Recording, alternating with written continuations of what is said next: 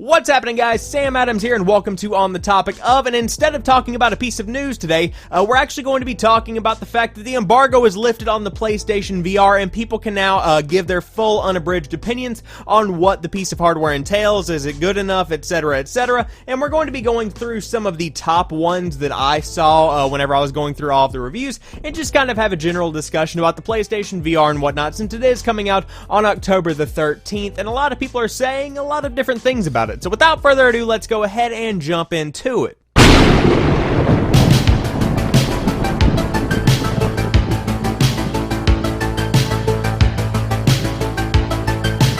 So before we jump into the reviews themselves, we need to talk about the PlayStation VR overall. So it costs $399 for the virtual reality headset. Now that is a bit misleading, and I feel like it should be cleared up on a much larger scale than it actually is, but that is just for the headset. Now if you are a PlayStation 4 owner with the PlayStation 4 camera, then you can actually purchase a headset for $399 and be set to go like that, playing Job Simulator, Batman Arkham VR, Rigs, whatever you might want to play, you can pay $399. However, if you do not have that camera, it is actually required for the experience. I will repeat that. If you want to play PSVR, you have to have the camera. So looking around, they're probably priced between $40 and $60 depending on where you go.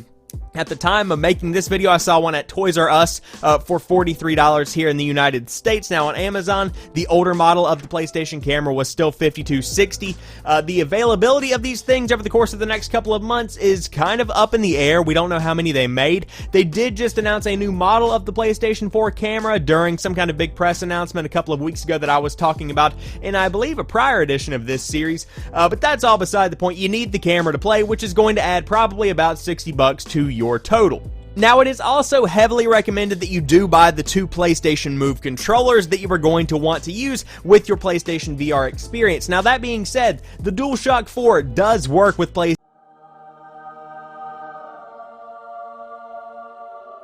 VR. However, you need to be able to kind of move your hands if you want to be swinging a sword in some games. I assume a couple of them at least have that kind of motion included with them.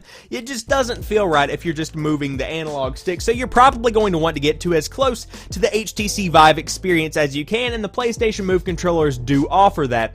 Now, assuming you didn't keep them from the PlayStation 3 generation when they were pretty much a giant flop, you're probably going to have to go out and buy a couple of these Move controllers, which after doing a couple of researchings here and there on Amazon and GameStop and whatnot, I found a bundle of two for $100. So that pretty much adds $160 to the $399 price tag of the bare necessities PlayStation VR headset. So now that we've established the fact that you're probably going to be paying closer to $580 if you are just a PlayStation 4 user that wants to get the best experience out of PlayStation VR and you have nothing to start out with, let's talk about some of these reviews. Now, I chose 4 that I found significant, and these are outlets that I tend to trust. You might want to go to your favorite news outlet as far as gaming stuff goes and see what they say there, but do your research on who is actually doing the review. You could definitely get a biased review. You could definitely get somebody that doesn't know what the hell they're talking about in New York Times just to sign some old dude to see the PlayStation VR. Now, I haven't read their review. I'm not going to say it's some old dude. I'm just using them as a example.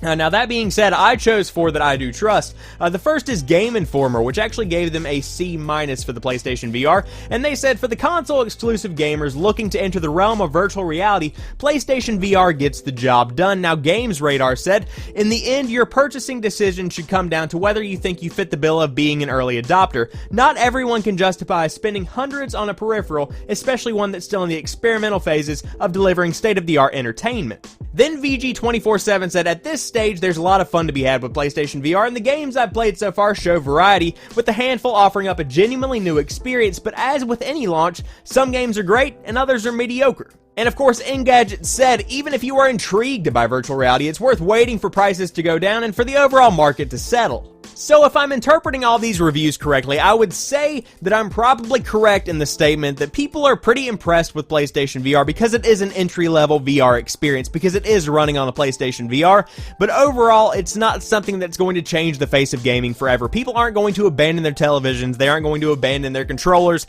and jump into a headset and two PlayStation Move controllers and do nothing else. In other words, they are going to still be playing the same kind of games they've been playing for generations upon generations. However, PSVR is a very cool entryway into virtual reality becoming a mainstream thing, although it does have a pretty massive price tag. So what exactly are my thoughts on PlayStation VR? Now, I have not played PSVR. I have not played any real VR experience, so feel free to take my opinion with a grain of salt, which it probably should be.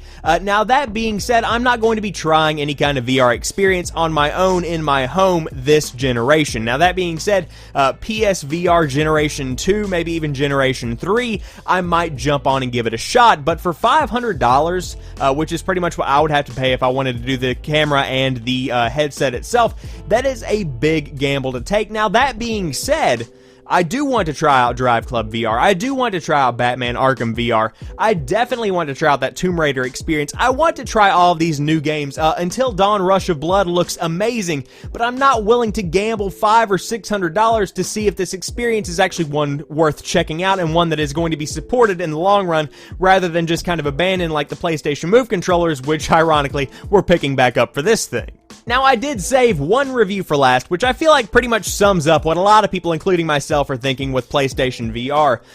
PSVR is inferior to the competition in several significant ways. It's also less expensive and easier to use, and for all its flaws, it still manages to communicate the goofy, surreal joy of modern virtual reality. Time will tell if that makes it good enough. It's best to wait and see. Now, all of that being said, I would never imagine even directing you to buy a PlayStation VR or not buy a PlayStation VR. That is your own individual decision as the consumer. That is your responsibility to see if you actually want to put your hard-earned money towards this kind of thing. Now, of course, whoever buys the first generation of PSVR is pretty much funding the next generation of PlayStation VR, so take that into account as well. However, before you make your purchase decision, do remember that this is very, very new technology, and so over the course of the next 10 years, we are going to see this kind of thing growing and exploding by leaps and bounds. Hopefully not exploding like the Samsung Galaxy Note 7, but more so exploding like in popularity and in new discoveries and stuff along those lines. That would be very painful to have a VR headset explode on your face. But there is going to be a lot of new discoveries in this area of technology, so you might want to hold on for 2 or 3 years if you did want to get a great VR experience, as opposed to something that is very revolutionary and something that is mind-blowing, but still not quite there for the mass markets. You know what I mean? So there you guys have it. I hope you have enjoyed this edition of On the Topic Of. If you did, share it on Twitter, Instagram, Facebook, whatever you might use. Email it to your grandmother if you have that kind of inclination. And if you happen to be new here, please check out some of my other content, because I do upload new stuff like 3 or 4 days a week, and I'm streaming on Twitch right around in here, so go ahead and head over there, give that a follow. But as for right now, I want to thank each and every one of you guys for watching this video. I'll talk to you soon. Peace.